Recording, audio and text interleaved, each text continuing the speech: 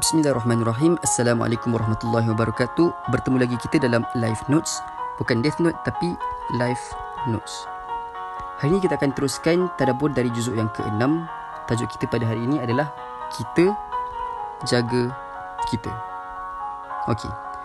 Kalau kita tengok dunia akhir zaman sekarang, atau kita tengok sendiri negara kita sekarang, penuh dengan perbalahan, perdebatan yang mana bukan sekadar sesama non-Muslim and Muslim je. Bahkan sesama Muslim pun berlaku juga perbalahan dan perdebatan ni semua. So perkara ini sangat merisaukan, and kalau situasi ini berterusan boleh menjatuhkan umat Islam itu sendiri. Betul? So apa solusi kepada situasi ini? Kami nak bawa anda throwback sikit, hashtag campak belakang sikit kisah perdebatan atau perbalahan pertama dalam Islam yang Allah ceritakan dalam surah Al-Ma'idah dari juzuk yang ke-6 ni, iaitu daripada ayat yang ke-27 hingga ayat ke-31. Iaitu kisah apa?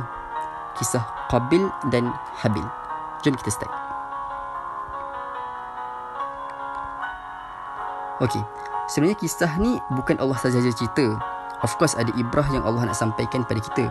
That's why untuk merawat penyakit yang melanda masyarakat kita ni, which perdebatan, perbalahan dan whatnot semua tu tadi, perlu untuk kita fahami betul-betul kisah ni. Qabil dan Habil, seperti kita tahulah, Qabil dan Habil ni adalah anak kepada Nabi Adam. Even dalam Al-Quran tak state pun spesifik nama sebenar anak-anak Nabi Adam. Tapi kita tahu yang Nabi Adam dan Hawa ada anak. Ada yang mengatakan setiap kali Hawa hamil, maka isinya selalu keluar kembar berpasangan, lelaki dan perempuan. So waktu tu Nabi Adam dan Hawa ada dua pasangan kembar lah. Yang mana yang pertama adalah Qabil dan pasangannya seorang perempuan, and pasangan yang kedua, kembar yang kedua adalah Habil dan pasangannya perempuan. So, Nabi Adam diperintah supaya menikahkan setiap anaknya tu secara bersilang. Maksudnya tak boleh nikahkan yang lahir sepasang dengan pasangan kembarnya lah. Maknanya Qabil tak boleh nak kahwin dengan pasangan dia, Habil tak boleh kahwin dengan pasangannya. So Qabil kena kahwin dengan kembar Habil, and Habil kena kahwin dengan kembar Qabil. Pasangan kembar Habil adalah seorang wanita yang tak terlalu cantik jika nak dibandingkan dengan pasangan kembar Qabil. So Qabil tak boleh nak terima sebab dia nak kahwin dengan pasangan kembarnya sendiri yang cantik tu. Tapi Nabi Adam tolak, kecuali diorang kena persembahkan dulu korban diorang. So akhirnya Habil menyediakan korban, iaitu seekor kambing muda yang gemuk lah. Dan manakala Qabil menyediakan korban tanamannya yang buruk. Nak dijadikan cerita, Allah terima korban Habil, seperti mana yang diceritakan dalam surah Al-Ma'idah ayat yang ke-27.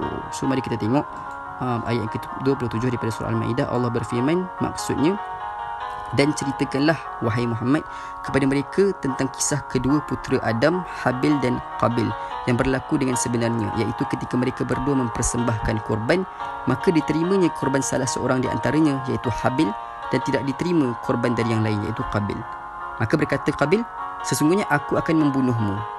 Habil menjawab, sesungguhnya Allah menerima amal dari orang-orang yang bertakwa. So, maknanya Qabil tak puas hati. Qabil sangat marah dan mengancam untuk bunuh Habil. Jadi apa respon Habil lepas tu? Apa yang jadi lepas tu? Kita tengok ayat seterusnya daripada ayat 28 hingga ayat yang ke-30. Allah berfirman, ini adalah kata-kata Habil dalam ayat ke-28 ni, sesungguhnya jika engkau hulurkan tanganmu kepadaku untuk membunuhku, aku tidak sekali-kali akan menghulurkan tanganku kepadamu untuk membunuhmu, kerana sesungguhnya aku takut kepada Allah, Tuhan yang mentadbirkan sekalian alam. Dan seterusnya, sesungguhnya aku ingin supaya engkau kembali dengan membawa dosa membunuhku dan dosamu sendiri, maka dengan itu menjadilah engkau dari ahli neraka, dan itulah dia balasan orang-orang yang zalim. Dan akhirnya, maka nafsu jahat Qabil mendorongnya membunuh saudaranya, lalu ia membunuhnya, oleh itu menjadilah dia dari golongan orang-orang yang rugi. End of the story, akhirnya Habil terbunuh. Qabil telah membunuh Habil. So apa yang kita boleh dapat daripada story ni, apa yang kita boleh dapat daripada kisah Qabil dan Habil ni, kalau kita boleh relate dengan tema persaudaraan, sangat cantik Allah diletakkan pada surah Al-Ma'idah ni. Pada awal surah Al-Ma'idah ni ayat yang kedua, Allah berfirman, a'udzubillahi minasyaitonirrajim, wa ta'awanu 'alal birri wat taqwa wa la ta'awanu 'alal itsmi wal udwan. Dan tolong menolonglah dalam kebaikan dan ketakwaan, wala ta'awanu, dan janganlah tolong menolong dalam dosa dan permusuhan. Jadi ibrah yang pertama, inilah main point kita hari ini. Kita jaga kita. All those perbalahan, perdebatan semua tu berlaku disebabkan PHD, penyakit hasad dengki. Jika kita betul-betul ambil ibrah dari kisah Qabil ni, kita pasti akan berusaha untuk elakkan diri kita dari sifat dengki ni. Sebab balasannya seperti yang Qabil dapat itulah, rugi. kita patut risau bila perbalahan sesama Muslim dalam negara kita ni makin menjadi-jadi sampai satu tahap berlaku perbunuhan sesama Muslim macam yang berlaku pada Qabil dan Habil tu. Na'udzubillah min zalik. Yang kedua, kalau ikutkan secara fizikalnya, Habil lagi kuat berbanding Qabil. Dia mampu je nak kalahkan Qabil waktu dia ancam oleh Qabil tu. Tapi apa respon dia dalam ayat yang ke-28? Dia cakap, jika kamu menghulurkan tanganmu untuk membunuhku, aku tidak sekali-kali akan menghulurkan tangan aku untuk membunuhmu. So inilah respon dia. Dia memilih untuk melepaskan keinginannya untuk membalas. Begitulah sepatutnya akhlak seorang Muslim yang takutkan Allah, tidak bertindak ikut emosi dan nafsu. Maka macam situasi kita, kalau orang buat jahat kat kita, orang fitnah kita, orang ejek kita, apa respon kita? So belajarlah daripada Al-Quran dan lihatlah respon Habil pada Qabil yang sangat awesome ni.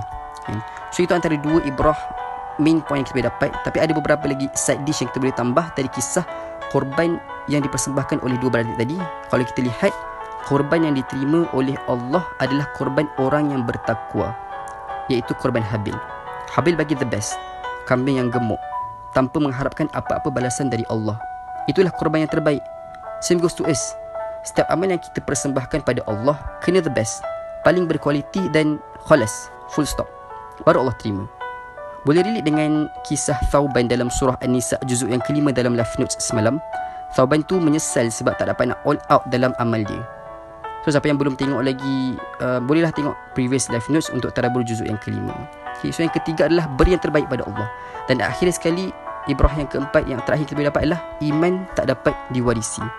Kita tengok walaupun dua-dua anak Nabi, Qabil anak Nabi, Habil pun anak Nabi, Nabi Adam, tapi mereka mempunyai karakter yang berlainan dan tindakan mereka berbeza. Yang beriman Habil and sebaliknya Qabil.